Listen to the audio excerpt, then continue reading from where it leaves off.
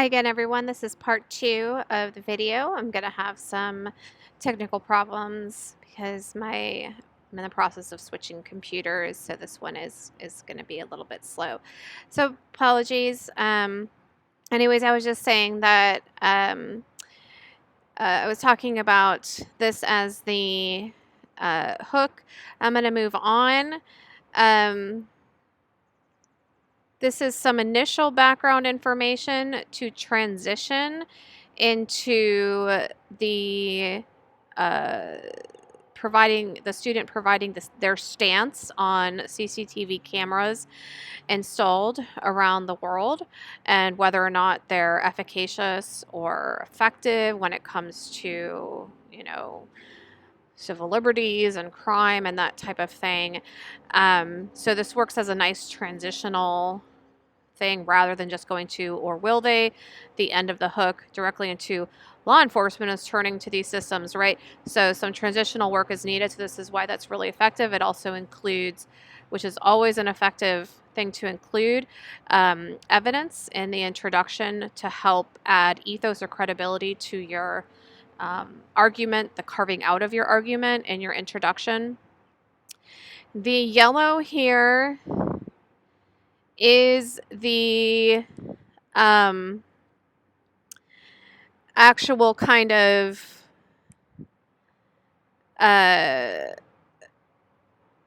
talking about the argument itself. So if we go back to the organization, the background information, and then the stating of your position, and then the forecasting, that's what this is getting into, right? This is giving that background information, how law enforcement is turning to CCTV to prevent and solve crimes, but, right, that gives us a hint as to where this student's stance is on this position. Recent studies have shown their effectiveness might not be what we believe it is. Be very careful how you can use the first person. It's just that you don't want to overuse it or abuse it. And then again, they effectively include some evidence here to help establish that this idea here, meaning this is them providing that background information that this argument is actually an argument, or this controversy is actually a controversy. Right? Critics of they're providing evidence to establish that the argument is an argument. Critics of the surveillance networks, including many civil liberties groups, noted that the cameras had neither prevented a potentially deadly terrorist act nor led investigators immediately to a perpetrator, right? That's helpful evidence for that. The green here is adding forecasting.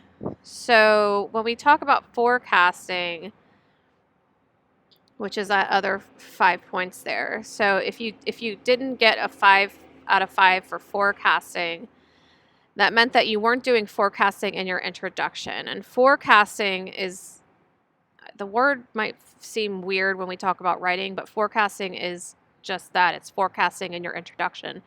It's letting the reader know in the introduction what your subclaims or your subclaims that support your overall thesis statement are going to be in the introduction. So what you're going to focus on talking about to develop your argument, like if, to use this as an example, the green here is the forecasting.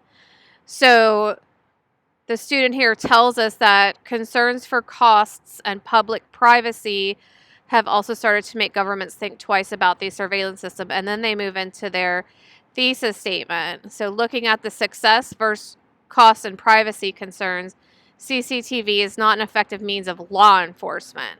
So we know off the bat that, or as a reader, I am anticipating that this paper is focusing on CCTV in the context of law enforcement.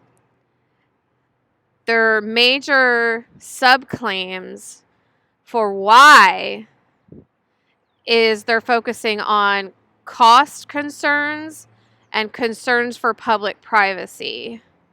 So those are the two major kind of forecasting. So I would anticipate paragraphs on cost and paragraphs on public privacy. Like those are the two major points that this student is looking at as development subclaims that work as reasons that support this argument, which is an argumentative thesis statement. So that's what forecasting is in your argument, right? And I talk about in my video on selecting appropriate topic, I talk about forecasting in more detail, but you have to, that's why it's called forecasting. It's in the introduction. You're letting your reader know. That's why for students who have really short introductions, I know right away, like there's not going to be enough background information, which means there's not going to be enough prep for the thesis. There may not even be a thesis. There's not going to be forecasting. Like I can already tell. An introduction for this paper should be about half a page minimum, probably 3/4 of a page. This introduction is, I mean, it doesn't, they're using section header. Well, they're using section headers. So it doesn't start at the very top.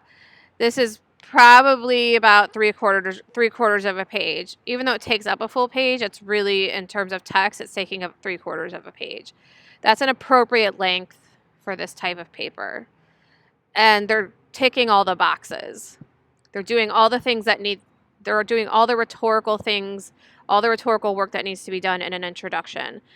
They have that hook that's specific to law enforcement, which is their main crux of CCTV, because CCTV is used for other things besides just crime. I mean, even though, I mean, that's arguable. Otherwise, I don't know why we would have CCTV everywhere. But I mean, there's other legal implications for CCTV, but rather than just law enforcement. Specifically, they're talking about the police, right? So, or even like the FBI or something like that, anyone who enforces the law. So then they have this nice transitional work. They're adding 2 pieces of helpful evidence here that help to make their argument more clear, that help to justify this as an actual argument. They offer necessary background information that helps to establish and helps the reader to understand what this is actually going to be about. They do forecasting, and then that leads nicely into a argumentative thesis statement. So they're ticking all those boxes, right? They've got, so here, right, I would give them a 5 out of 5 for the introduction. I think the introduction is engaging, piques my interest. They provide that necessary background information. They do forecasting. I didn't talk about the thesis statement. If you didn't get a 5 out of 5 on the thesis statement, it meant that you're either missing a thesis statement, which isn't uncommon in a draft, or you have a thesis statement, but it's not argumentative. You have an informational thesis statement or an expository thesis statement. So you really need to ensure that you are doing the work, and it's going to be very difficult to have an argumentative thesis statement if you're not doing all of this type of work that allows you to lead up to an argumentative thesis statement. If you're not carving yourself a space, if you're not saying, this is an argument, this is a conversation that people are having about CCTV or whatever topic, right? They're, okay, we're spending a lot of money to put up CCTV stuff to prevent crime, but actually the data shows that they haven't done anything. These CCTV surveillance cameras, there hasn't been a significant reduction in crime, meaning that there's what's called a negative correlation. If there was a positive correlation, meaning that with the increase in CCTV cameras, there's also a decrease in specific types of crime or any type of something that has to do with problematic crime or violence or whatever it is, even in just specific areas where they're investing in CCTV cameras, you could say, and there it's working because there's a positive correlation with increase in CCTV and a decrease in crime. Therefore, we have some demonstration that it's working, but they're not finding that, right? So that's an argument. So that's the student is doing all of that work in the introduction in order to lead into and then forecasting and then saying that we also need to consider that not only are is CCTV not doing, based on research, what it's intended to do in the context of law enforcement, there's also these concerns for costs and public privacy, which is forecasting, right? So there's this issue with law enforcement that it's not really dealing with. Like body cams might be a more effective way of surveillance, even though not all that's a different conversation. But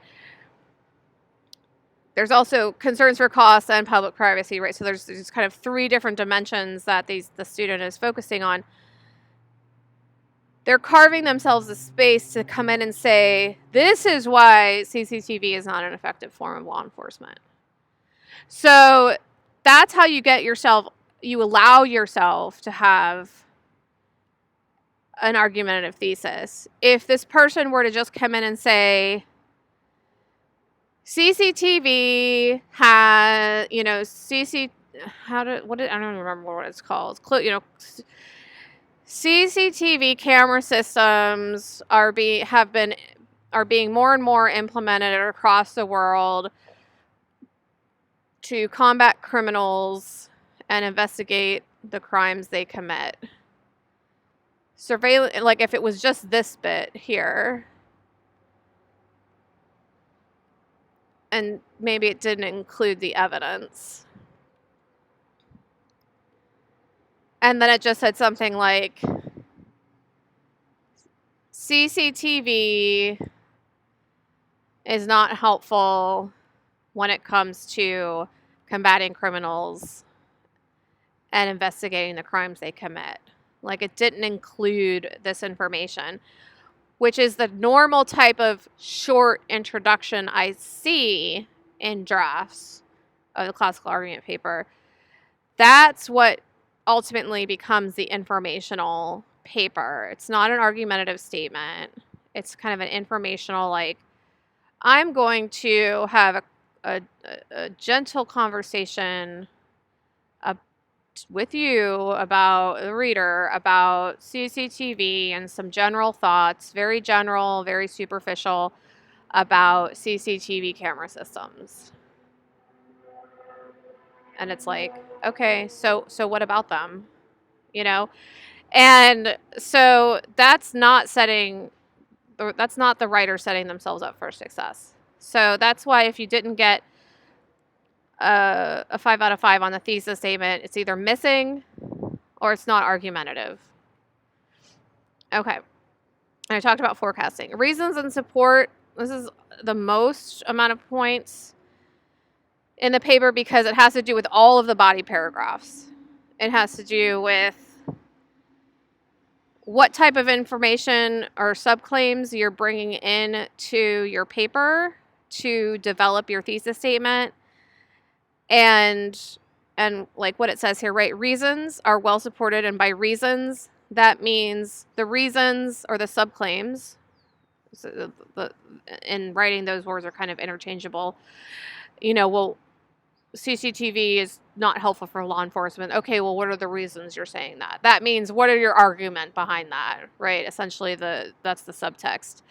So reasons are well supported with appropriate and sufficient evidence. Reasons are discussed, note, reasons are discussed in the proper order, same as stated in forecasts. So that's methodology. That's how you're organizing your paper as well. So you don't want to say like something, and then like switch it up for your reader. Because then at that point, your reader is anticipating something.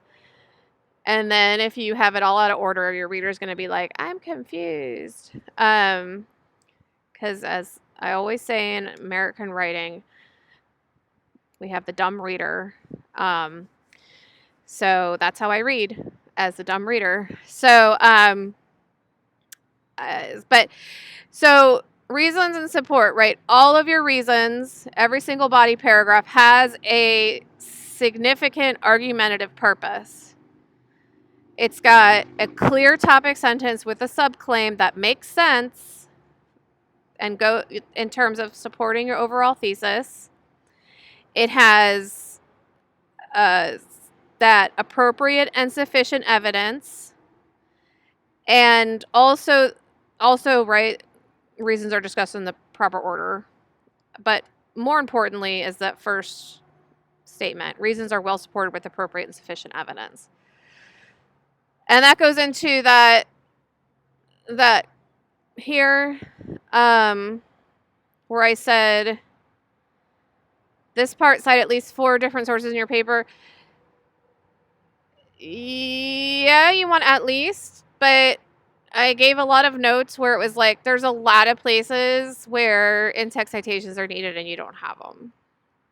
Wherever you have a sentence that has a claim, an idea, evidence, statistics, numbers, anything taken from a source or an idea that's not your own, it has to have an in-text citation at the end. You want to avoid the writing practice where you have a citation and you slap an in-text citation at the end. That's a poor writing practice. It's considered lazy because at that point the reader is left with 2 thoughts. 1, only the last sentence is evidence. Or 2, the writer was lazy and or doesn't know how to write an APA. And there's a bunch of sentences in that paragraph that are missing in-text citations. So the reader no longer knows what sentences in that paragraph are evidence or contain information that's evidence or a combination of the writer and source evidence, or doesn't know what's what. So I gave that note a lot.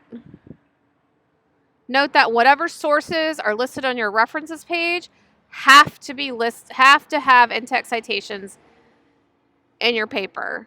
Otherwise, why are they on your references page? They have to be in your paper. Otherwise, don't put them on your reference page. So that's reasons. If you got something like a 20 out of 40 on reasons and support, you're either in the informational genre, meaning you're just not doing the assignment. It's like you might have some reasons. You might be talking about something, so I'm going to give you some credit. But you're not talking about it within the genre that you should be writing, meaning